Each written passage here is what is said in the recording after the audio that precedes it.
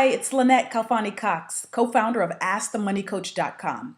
I want to share with you today some tips, 2 tips exactly, on how to establish or reestablish your credit rating. Now, I know some of you have been told that you can't get a credit card or you're not eligible for a loan because you have either a thin credit file or no credit rating whatsoever. On the flip side, some of you have made mistakes in the past. Maybe you've had delinquent accounts or collections. Perhaps you've been through a bankruptcy or had some other financial disaster hit you, and now you're looking to reestablish your credit rating. The 2 tips I'm going to share with you right now will work for either case if you need to establish credit or reestablish credit. The first bit of advice I want to tell you is that you should get a secured credit card. A traditional credit card is an unsecured credit card. But with a secured credit card, you essentially have to put up some money that acts as a deposit and that establishes your credit limit.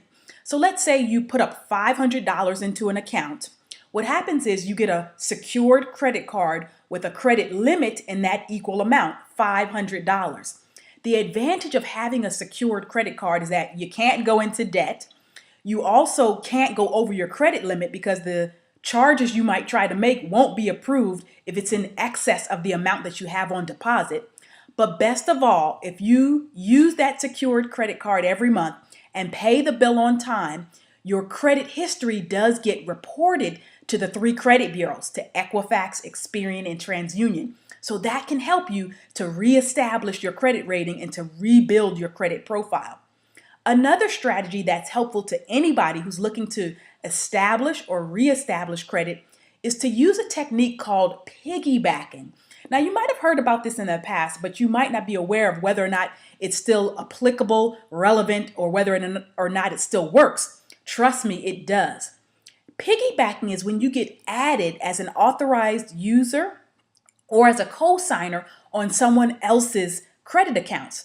Now, of course, you only want to do this when the person whose accounts you're being added to has good credit. You don't want to get yourself added on to anybody who has bad credit. That's not going to help you in the least. As a matter of fact, that'll hurt your credit rating.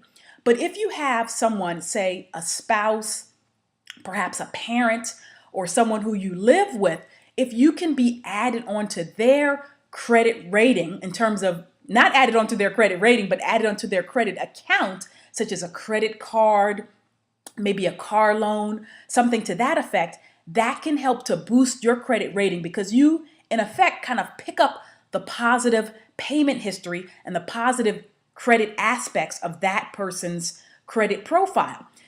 Your credit profiles don't get merged, even if you're married to the person with whom you tried this piggybacking technique. So you still maintain separate and distinct credit profiles, separate and distinct credit identities, but you do get the benefit of their past payment history on those credit accounts under which they've actually paid the bill on time. So piggybacking is a good technique to try if you're trying to boost your credit rating.